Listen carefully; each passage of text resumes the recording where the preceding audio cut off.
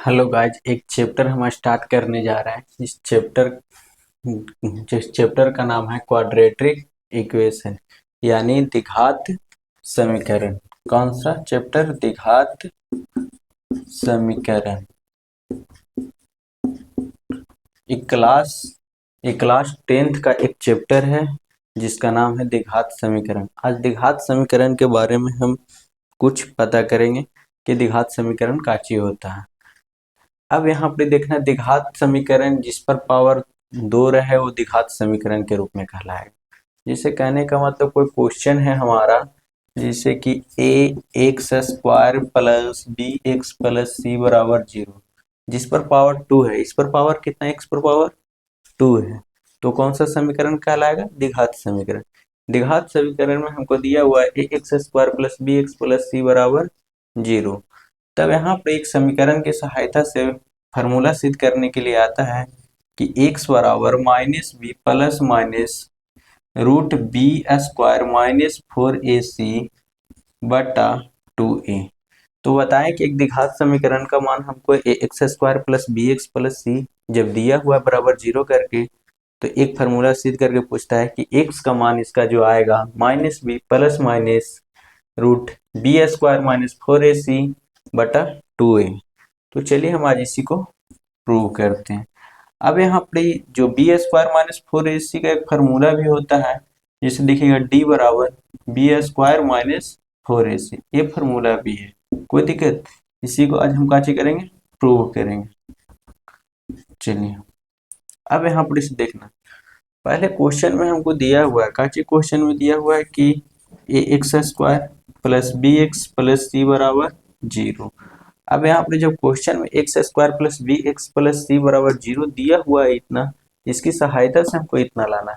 तो हम यहाँ पे देखना, a को सबसे पहले हम कॉमा ले लेते हैं। काची के कॉमा लिए, तो बता a को कॉमा लिए तो x² बच गया।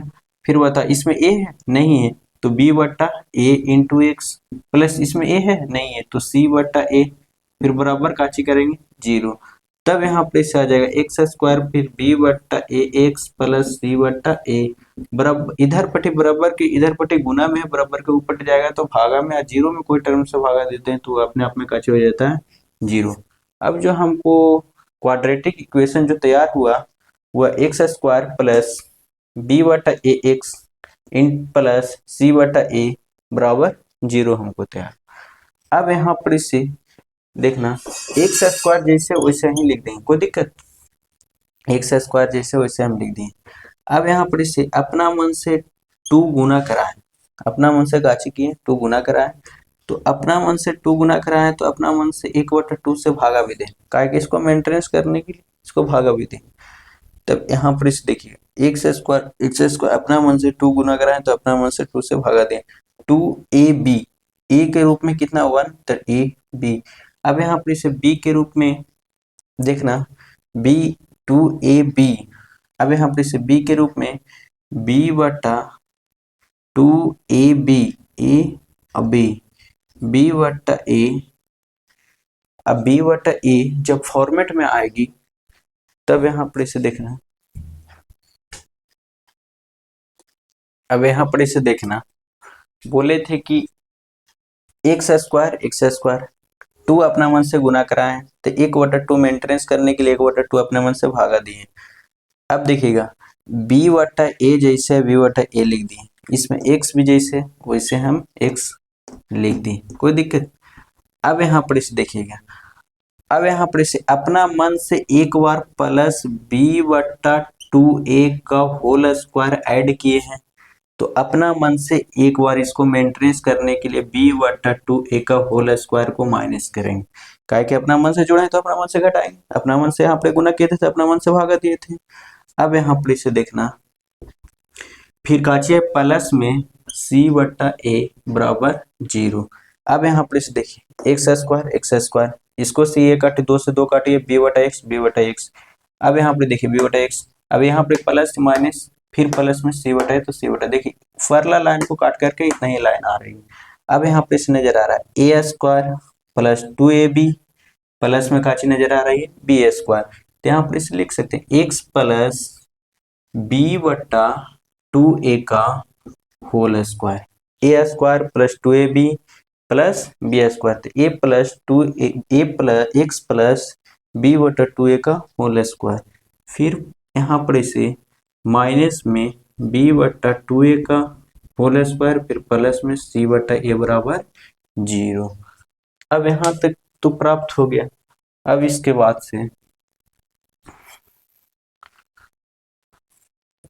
से देखना, बता इसके बाद से काचे आएगा एक्स प्लस बी बटा 2a का होल स्क्वायर, फिर यहाँ पे से बी बटा 2a का होल स्क्वायर, फिर माइनस में बता यहाँ पे माइनस में बी स्क्वायर बटा 4a स्क्वायर लिख सकते हैं, अलग अलग होल स्क्वायर लेंगे तो बी स्क्वायर बटा 4a स्क्वायर, फिर बराबर बराबर के सिंबल नहीं प्लस का सिंबल सी बटा ए बराबर 0।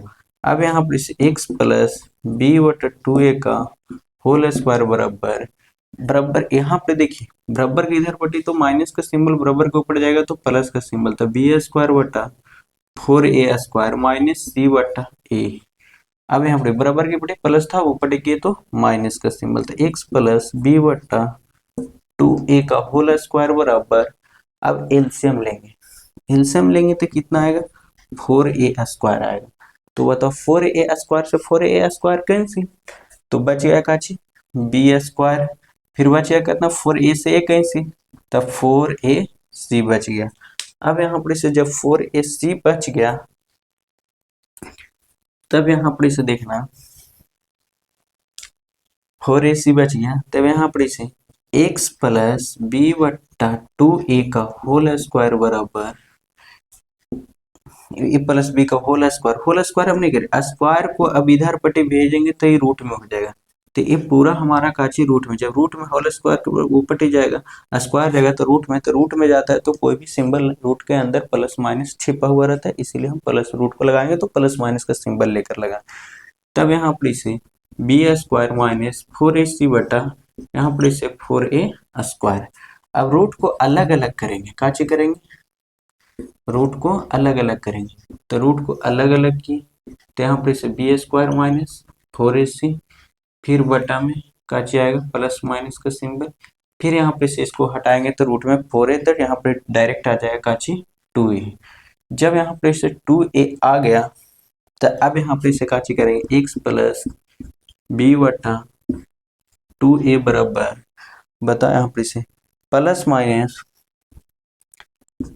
Minus B square minus 4ac बटा यहाँ पर इसे आ गया 2a।